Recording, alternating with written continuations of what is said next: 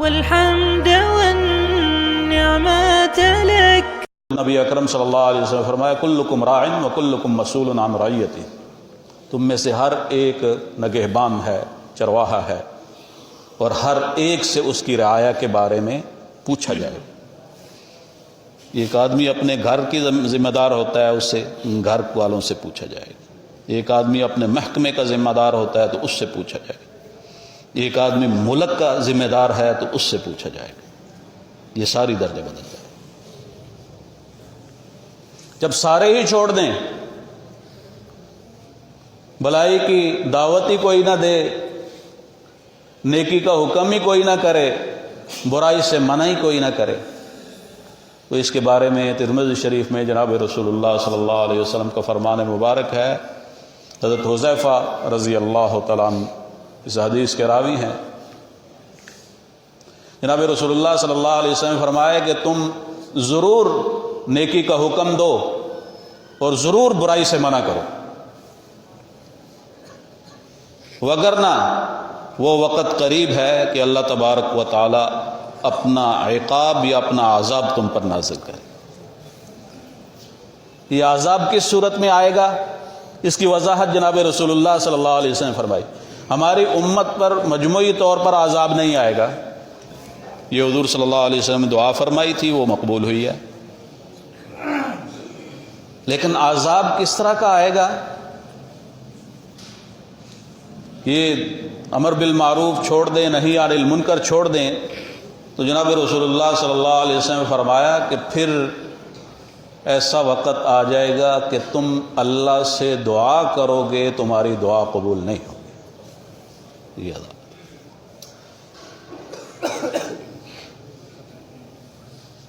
دعا نہیں قبول ہوگی.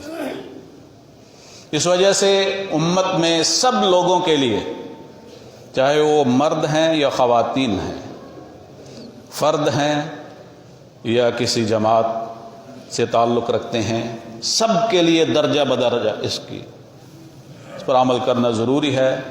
نیکی بھلائی کی طرف دعوت دینا، نیکی کا حکم دینا اور برائیوں سے منع کرنا. اگر سارے ہی نہ کریں تو جناب رسول اللہ صلی اللہ علیہ وسلم نے اس کی بڑی ایک شاندار اور عجیب مثال پیش کی ہے. پھر کیا ہوتا ہے جب سب ہی چھوڑ دیں؟ صحیح بخاری میں موجود ہے. اور اس حدیث مبارکہ کو روایت کرنے والے حضرت نعمان ابن بشیر رضی اللہ تعالیٰ عنہ، جناب رسول اللہ صلی اللہ علیہ وسلم کے جلیل القدر صحابی، باپ بیٹا دونوں صحابی.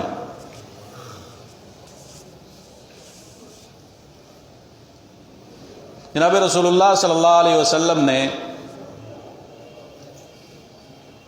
ایک مثال کے ساتھ اس بات کو سمجھانے کی کوشش کی ہے.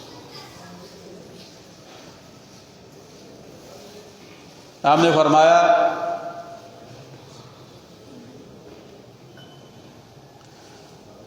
جو آدمی اللہ کی حدود پر قائم ہوتا ہے، اللہ کی حدود کی حفاظت کرتا ہے، اور جو آدمی اس میں مداہنت کرتا ہے، سستی کرتا ہے، اللہ کی حدود کی حفاظت نہیں کرتا،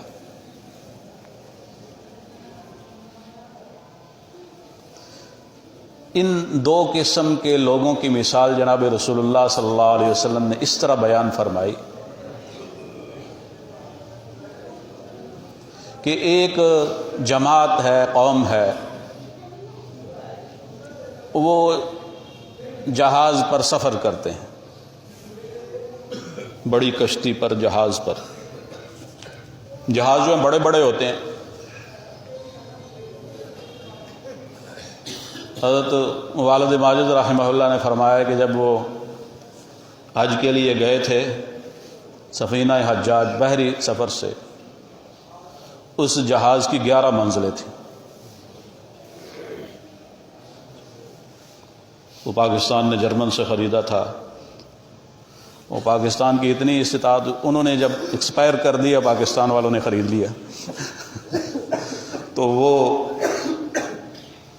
لے کر بھی حاجیوں کو جاتا تھا 3 منزلیں اس کی ایسی ہوتی تھیں جو پانی کے اندر رہتی تھیں اور باقی اوپر. تو ایسے جہاز ہوتے ہیں، بڑی کشتیاں بھی بڑی ہوتی ہیں، 2 3 منزلہ. اس کو عربی میں سفینہ کہتے ہیں. جہاز کو بھی کہتے ہیں، بڑی کشتی کو بھی کہتے ہیں، جو کئی منزلہ ہوتی ہے. جناب رسول اللہ صلی اللہ علیہ وسلم نے فرمایا کہ ایک قوم جو سمندری سفر میں جہاز پر یا بڑی کشتی پر سفر کرتی ہے اور اس میں اپنی جگہ کے لیے وہ آپس میں قرآن اندازی کرتے ہیں. قرآن اندازی اس مقصد کے لیے کہ کس نے نیچے والی منزل میں رہنا ہے، کس نے اوپر والی منزل میں رہنا ہے، اس پر قرآن اندازی. کیونکہ یہ بڑا مسئلہ ہوتا ہے بحری سفر میں، آب و ہوا اور پھر بہت بیماریاں اور ایک قسم بھی ہوتی ہیں. تو ان میں سے کچھ لوگوں کو نیچے والی منزل میں قرآن اندازی میں نام آتا ہے اور کچھ کا اوپر والی منزل میں آتا ہے.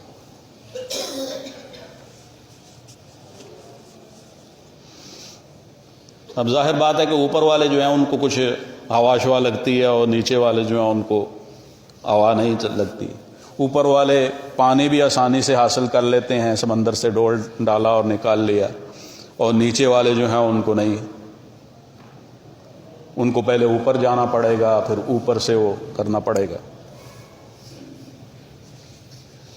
جناب رسول اللہ صلی اللہ علیہ وسلم نے فرمایا کہ اس طرح سفر کرتی ہے ایک قوم، قرآن اندازی کرتی ہے، اور بعض کو نیچے والی منزل میں حصہ ملتا ہے اور بعض کو اوپر والی منزل میں. تو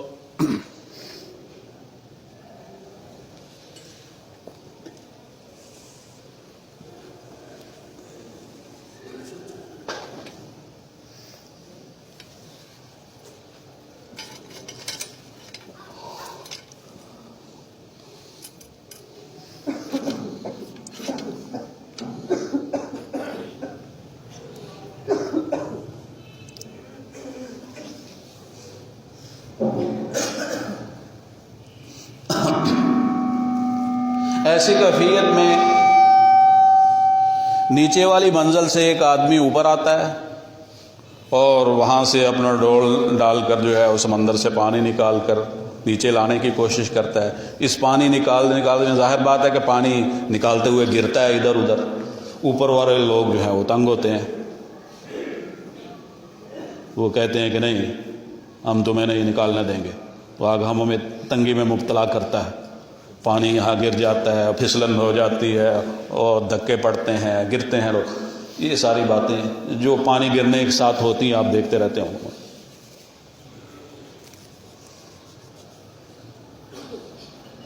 تمہارے اوپر آنے کی وجہ سے، یہ پانی نکالنے کی وجہ سے ہمیں تکلیف ہوتی ہے، اذیت پہنچتی ہے. اس نے کہا اچھا تم مجھے اوپر نہیں آنے دیتے، پانی نہیں نکالنے دیتے. جناب رسول نے فرمایا کہ وہ آدمی نیچے جاتا ہے اور جا کر ایک کلاڑی پکڑتا ہے، کلاڑی پکڑتا ہے اور نیچے جو جہاز کی کشتی کی جو طے ہے اس میں کلاڑی کے ساتھ اس کو کھرچنا شروع کرتا ہے، شگاف ڈالنا شروع کر دیتا. جب سب لوگ دیکھتے ہیں کہ یہ کیا کر رہا ہے، وہ آ جاتے ہیں، کیا کر رہا ہے؟ کہتے ہیں کہ تم مجھے کہتے ہو کہ میں تمہیں اذیت پہنچاتا ہوں اور مجھے پانی کی ضرورت ہے، اور پانی کے بغیر تو میں زندگی نہیں گزار سکتا. اس کے لیے پینا بھی ہے، اس کے لیے وضو بھی کرنا ہے، اس جو ساری چیزیں اس میں استعمال میں استنجا بھی کرنا ہے، ساری بات. اس کے بغیر تو میں نہیں رہ سکتا. تو تم کہتے ہو ہم نے اوپر نہیں آنے دینا، تو میں یہاں سے نیچے سے سوراخ کر کے یہاں سے پانی نکالوں گا، یہاں سے پانی نکالوں گا تاکہ میری ضرورت کو پورا ہو.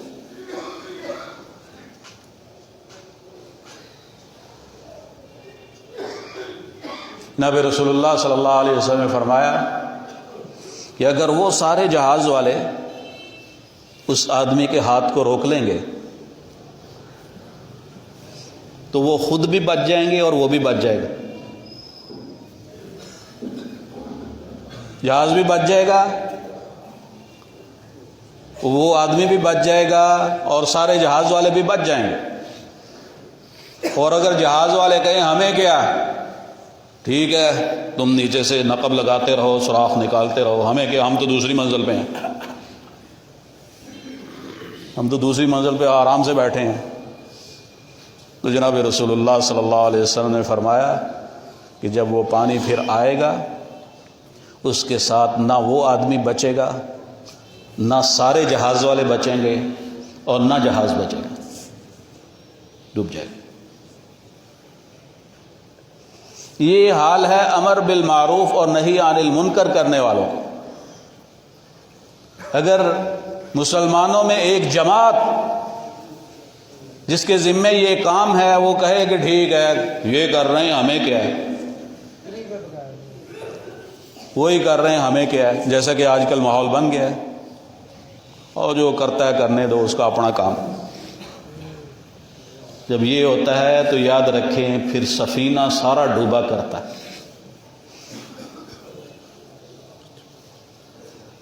سارے ایک ہی طرح ہو جائیں تو پھر جہاز ڈوبتا ہے۔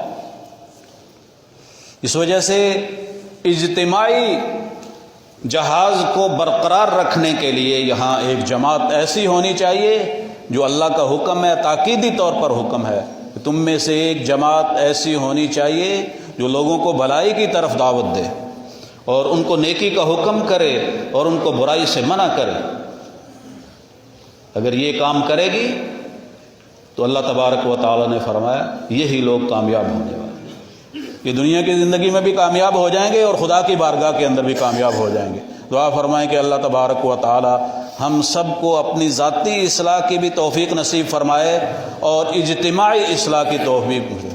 ہماری یہ پاکستان کی اجتماعی کشتی جو ہے ایسے ملاحوں کے ہاتھ میں آ گئی ہے کہ وہ بس یہی سوچ رہے ہیں۔ اگر اس کو روکنے کی کوشش نہیں کی گئی تو یاد رکھیں کہ پاکستان کی کشتی اور جہاز جو ہے یہ ڈوبنے کے قریب ہے۔ دعا فرمائیں کہ اللہ تبارک و تعالی ہم سب کی حفاظت فرمائے۔ والحمد والنعمة لك والعز